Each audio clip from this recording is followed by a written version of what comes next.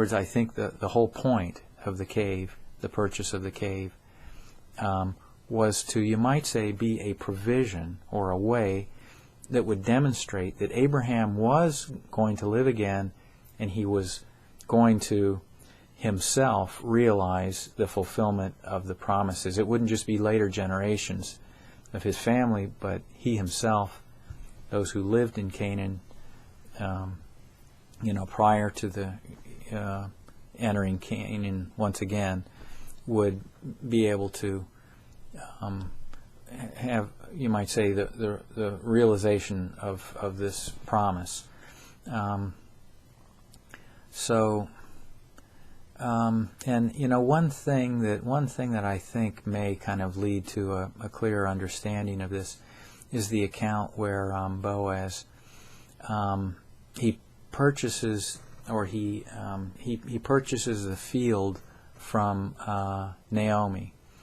Now you may remember that in the book of Ruth, when Naomi realized that Ruth, she came back with a large amount of grain that she had gleaned in the fields. She asked, "With whom did you glean today, in whose field?" And Ruth says, "Boaz." And Naomi's statement was, "God hath not stopped showing his kindness to both the living and the dead." So in other words, right away, Naomi realized that he could be a kinsman redeemer, and I believe that at this point she believed that God was providing a kinsman redeemer in Boaz. I think it came to her mind immediately, and she made that statement. So, and of course, in the story we find out that at the threshing floor is the place where the transaction is made.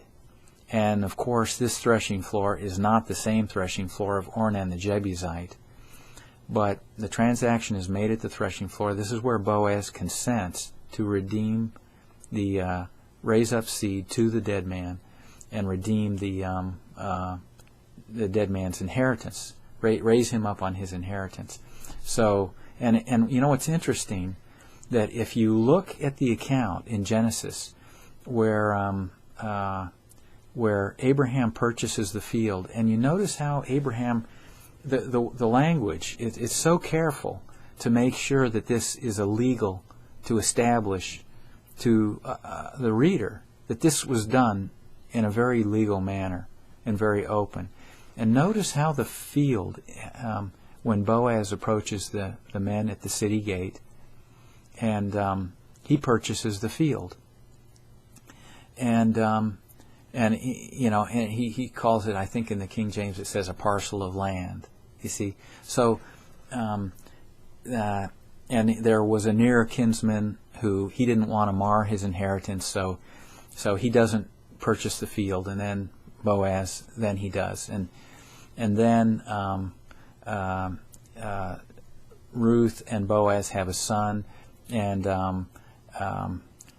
I believe that in the Ruth, I think the 4th chapter, it makes a statement. It says that he was a restorer of life, or something like that. This is the child that's born. So I think really what we're seeing in the story of Ruth, this is my guess, is that it's how the field will be redeemed that Abraham, Isaac, and Jacob, and Sarah, and others were buried in. That just the way Boaz redeemed this field, that this field, that he went to the gate, went to the city gate, made this very legal transaction before the elders of the city, purchased the field, and by the purchase, he was able to raise up the dead upon his inheritance. What's Abraham's inheritance? It's the whole land of Canaan. So I think that I don't feel that the connections are as strong as I would like, but my guess is that the purchase of that field for the dead husband of Naomi and her 2 sons is demonstrating how the field will be purchased and redeemed for Abraham, Isaac, and Jacob. And it's interesting that Boaz was in the line of David, and David is the one then who offers the sacrifice on Mount Moriah and purchases the field, which becomes the location of the temple. So, if I was, writing the story myself, I would have had David actually purchasing the field that Abraham was buried in. But that's not what happens.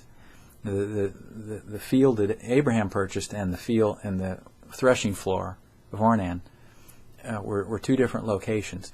But I believe the connections or the intent, my belief is that this was the intent, to show how Abraham would be raised up on his inheritance.